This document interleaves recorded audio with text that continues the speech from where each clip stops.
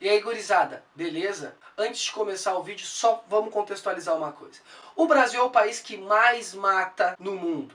Aliado a isso, é a quarta maior população carcerária do planeta Terra. Perde para Estados Unidos, Rússia, China, depois vem o Brasil. Só que enquanto lá o número de presidiários diminui, aqui no Brasil aumenta 7% mais ou menos por ano. Mas afinal, punir mais é a solução? Tá aí, tu bota uma vinheta que podia estar avisando a galera assim, ó, lê as referências que a gente bota, não sai vomitando groselhas na internet e coisas do gênero, beleza? Vamos trabalhar essa ideia de punição. Para trabalhar essa ideia de punição, a gente trouxe dois dados bastante relevantes que vão dar andamento na discussão. Primeiro dado deles é o nível de escolaridade da população presidiária. No Rio Grande do Sul, 60% das pessoas que estão presas não possuem o ensino fundamental completo.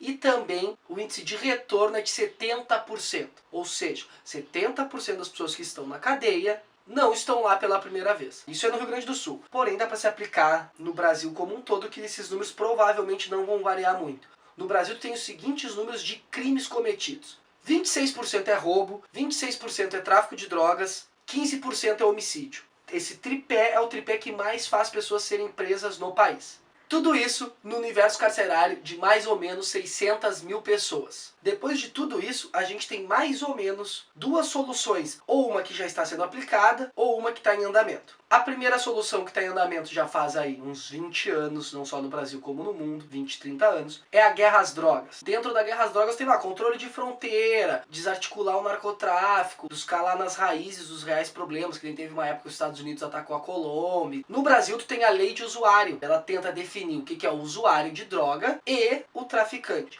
Porém essa lei é um pouco subjetiva, quem acaba decidindo o que é o usuário ou o que é traficante acaba sendo o próprio policial ou os agentes da lei de modo geral. Uma coisa interessante, se a lei dos usuários que é aplicada aqui no Brasil fosse a lei lá dos Estados Unidos, 30% das pessoas que estão presas hoje por tráfico de drogas seriam libertadas. Isso que a gente nem está falando de legalização das drogas, a gente está falando da própria lei lá dos Estados Unidos aplicada aqui. A outra que está em andamento, tem um projeto de lei aí de um deputado, que é a redução da maioridade penal para crimes hediondos. Mesmo que o número de crimes hediondos cometidos por menores infratores seja baixíssimo, essa lei está muito mais no sentido de a população perceber que tem segurança do que de fato efetiva. Se essa lei fosse aplicada hoje, ela não seria muito efetiva. Mas isso a gente pode deixar para a discussão de um próximo vídeo. Também a gente precisa definir assim, o que é violência de fato. Vamos ampliar um pouco essa ideia. Por exemplo, o brasileiro ele sofre diversas violências cotidianas. Fica 5 horas na fila do SUS, o cara tem uma educação precária. Passa frio,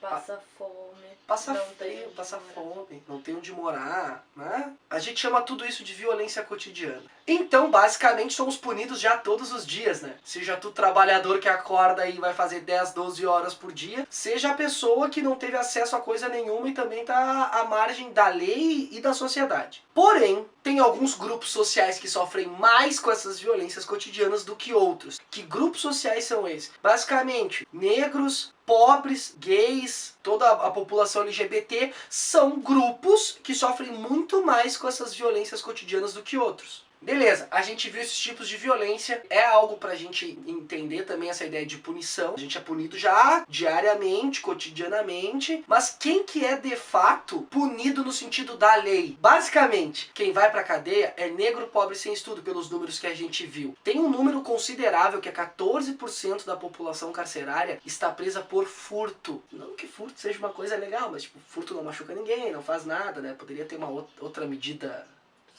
social para essas pessoas e tal. Daí tu pode tirar duas conclusões. Ou todo negro, pobre, sem estudo, ele é um potencial criminoso, o que não faz nenhum sentido. Ou a segunda lógica é o quê? Que falta algum tipo de promoção de direitos humanos para essas pessoas. Daí vai começar aqueles caras, defende o bandido, leva pra casa. Leva pra casa! Surgem várias alternativas. Primeira, a mais clássica é cadeia neles! Corta pra mim, festival. Claro que as pessoas precisam ir pra cadeia, né?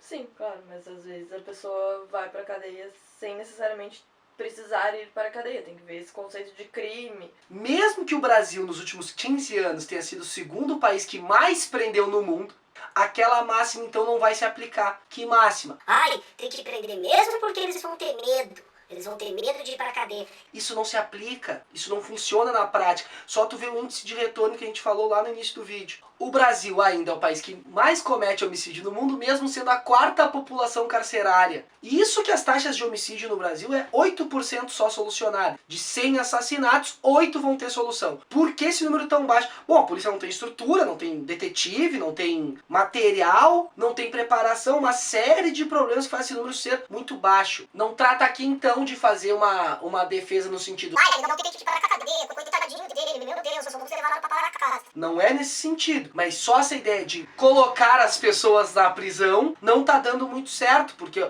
os números só aumentam mesmo tu colocando as pessoas na prisão. Uma outra alternativa que é muito interessante observar é aquela clássica bandido tem que sofrer. Porque toda vez que é falado, ó, vamos melhorar a estrutura carcerária brasileira, tem celas aí onde dorme 40, 50 pessoas, sempre a máxima que diz é qual? Bom, o cara cometeu um crime, ele tem que morrer, ele tem que se sofrer.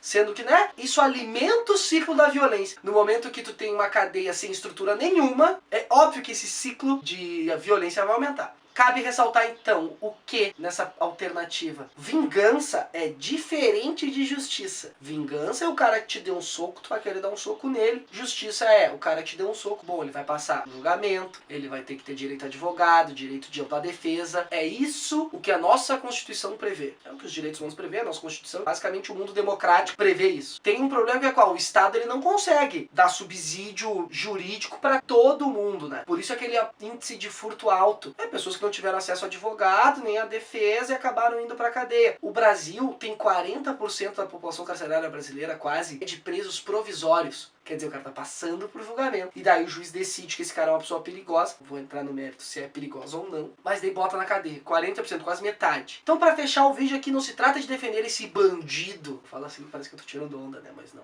E sim, tu vai ter que promover algumas alternativas que estejam, tu querendo ou não, em consonância com os direitos humanos. Se ele cometeu um crime, tranquilo. Leva ele, passa por julgamento, bota na cadeia. Só que aí é que tá o problema. Ele precisa se ressocializar. Ou provavelmente ele vai voltar pra cadeia, mas principalmente rever quem e como vai pra cadeia. Porque no Brasil é uma coisa muito curiosa. Há uma série de crimes cometidos por uma classe média, por pessoas com dinheiro, e não dá nada, as pessoas não vão pra cadeia. A gente viu o que a cadeia brasileira, quem ela leva pra cadeia, o Brasil, né? O Brasil leva pra cadeia, por exemplo, aquele cara lá na época de 2013, o Rafael Braga, que foi preso portando pinho-sol. Esse cara foi pra cadeia. Mas, por exemplo, não leva o senador Aécio Neves portando 450 quilos de cocaína, por exemplo, pra cadeia. Esse cara não vai pra cadeia, enquanto o outro portando pinho-sol vai. É que ele era só usuário, esse.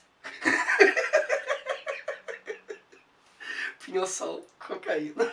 Você é usuário só, o outro tava traficando pinho-sol. É. Claro que é sempre complicado, a gente vive uma onda no Brasil onde as pessoas, uma parte considerável da população acha legal amarrar as pessoas no poste, fazer justiça com as próprias mãos, nessa onda de ódio generalizado, muito do porquê tu não tem uma estrutura de segurança que dê confiança para essas pessoas, então as pessoas acham que podem fazer isso com as próprias mãos, o que acaba tornando elas criminosas também. Agora tu imagina então se o brasileiro pudesse andar armado. É isso, gurizada, espero que tenham gostado do vídeo, não te esquece de se inscrever no canal, curtir a página e principalmente participar dessa discussão. Beijos no cérebro de todo mundo.